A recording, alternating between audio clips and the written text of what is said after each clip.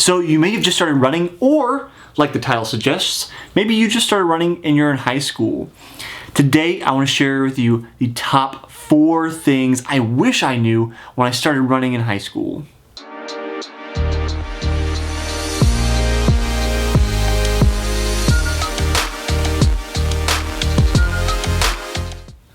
If you haven't been with me on the channel before, hit that subscribe button, stick around. I do videos every week, Tuesdays and Thursdays, where we talk about running, my experience, research, all those kind of things that I've learned to help you be the best runner you can be.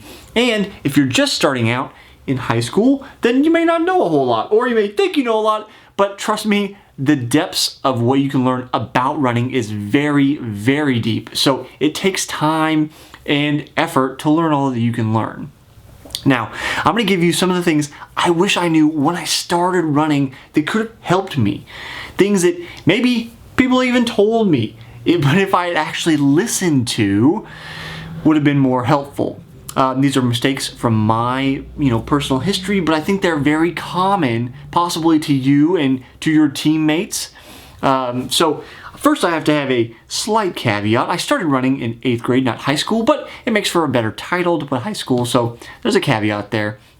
In any case, my number 1 mistake or advice, thing I wish you know that I wish I knew, if I can get that right, is to slow down. You don't have to crush every single run, especially those slow, long runs. They're meant to be slow, long runs. I remember coming out first day of cross country in high school, and the coach didn't know, hey, what's our fitness level, all that kind of stuff. I was very, very ambitious. I wanted to run with the older guys. And so they started out and he was going to have us go a shorter distance. I said, no, coach, I'm going to try it as a 5-mile run. And I remember just crushing that 5-mile run as hard as I could. And that was not the best thing to do. It did in some essence tell the coach, hey, I can run 5 miles, but that kind of pattern of behavior persisted for a long time. I still now even kind of catch myself, hey, slow down on those long runs, because the long runs are for aerobic development. If you're going hard on those long runs, you're actually doing yourself a disservice by burning up extra glycogen stores and not improving your aerobic capacity solely to improve your aerobic capacity. When you go easy on those long runs, you can recover, number 1, improve your aerobic capacity, and save those glycogen stores for the hard days when you're on the track, when you're doing intervals, when you're doing a fartlek, any of those kind of things. So on your slow days, go slow. That's number 1. Number 2 and number 3 kind of go together. So I said 4 things. I guess you could call it 3 things, but it's a big thing here. A lot of high schoolers want to skip this, and it's an essential part. It's not just a slogan, but it is essential to your development and making sure you don't overtrain, and that is to eat breakfast. Eat breakfast. It's number 2. But number 3, along with that, eat your vegetables. Come on. It's not just something you should do. It's to your benefit. It's to your benefit. Even if they don't taste good, try something. Put a little ranch on it, not too much. Eat it. You're going to get the nutrients that your body needs to perform at its best. And I would be lying to say I had an easy time with this. Even now, we struggle sometimes to figure out how to get enough vegetables in our diet. And a lot of this maybe depends on your parents and what they want to cook. But if they are cooking vegetables for you, eat them. Your parents will definitely be happy, that's for sure, but your body will be happy. And the thing is, I've talked to a number of registered dietitians on my other show, the Smart Athlete Podcast, which, if you haven't seen that, as mentioned, hit the subscribe button, stick around. But the thing is that you have to give a new food or a food you haven't tried in a while 7-8 times of trying it before you can decide if you really like it. And you may think, okay, Jesse, that sounds like bullshit, right? We're kind of grown-ups here, even if you're in high school. You use that language, I know you do. And the thing is, you think you can make up your mind in one sitting and say, ugh, I don't like that. Ugh, it's gross. But the thing is, the thing I've noticed in particular about vegetables, if you try them, especially if you're training, your body will kind of put them to use, and then when you try it again the next time, flavor's a little different. Maybe it's a little more palatable now. Maybe you like it a little bit more. because your body actually put that thing to use, and now it tastes it and goes, oh, yeah, there's that thing that I needed. It did the good stuff. Now I can use it. So I like it now. And sometimes it takes a few times of doing that. That's why when I talk to people, I talk to these registered dietitians and I ask them, how do we get to a place where we eat better food? Sometimes it's a matter of, okay, if you really don't like it, there's like broccoli, it makes me gag. I simply can't get over that. But I eat so many vegetables now because I've tried consecutive times. I've tried them different ways. They've cooked different ways, and that's a big key too. And you can't control that if you're still in your parents' house. Maybe they'll allow you to cook. But there are sometimes, unfortunately, our parents just aren't the best at preparing certain vegetables. But try to eat those and eat breakfast. Back to point 2. Don't just get up, roll out of bed, and go to school. Don't just get up, roll out of bed, and go to work. You need to eat breakfast because you need enough calories in your system for the entire day. And we know that if you try to slough all of those calories on to the end of the day, you're more likely to gain undesirable weight versus desirable weight, and you won't have the fuel that you need to do your workout, whether that workout's in the morning or the afternoon or the evening. You'll have not had that fuel digested and available for use. So number 2 and 3, eat breakfast, eat your vegetables. I know I sound like an infomercial right now, but it is very true. That's why it is suggested. So that brings me to point 4.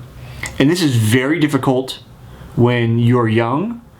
Not because you're young in the sense that you have no idea about things, but because as you age, you have a different perspective on the world.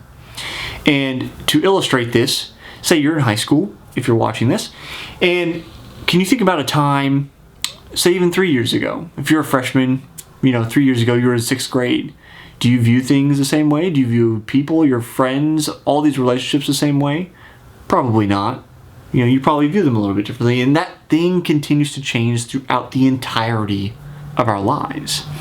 So this one you may have to take on faith from me, but know that I've been there. I've been through it. Ran from high school through college and then went on to compete in triathlon for a number of years. And now I'm back to solely running. But that is play the long game. Number 4, play the long game. In your case, that means if you're a freshman, don't think about, oh, it's just this weekend. It's just, this one meet and then the one next meet.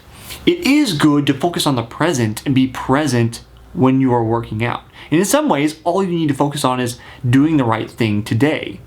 But that can also be crushing if you don't do well, if you have a bad performance. It happens. It happens to all of us. It happens to the best of us. It doesn't matter who you are. Nobody is immune from having a bad performance. The thing is, you've got 4 years to develop just in high school. It's assuming you don't go on to college, you don't go on to run just on your own afterwards, even if you're not on scholarship. You've got 4 years to develop. And the best running years are really even after high school. You're going to develop so much in that time that it's kind of hard to fathom. But if you are patient, which is the name of the game in endurance running, being patient. If you're patient, you put in the work, and you look at those 4 years as a whole instead of each race as a single microcosm where you have to be the best ever, then you will get the most out of yourself. It's going to be difficult. It's going to be very difficult because your peers are going to be focused on, what did I do today?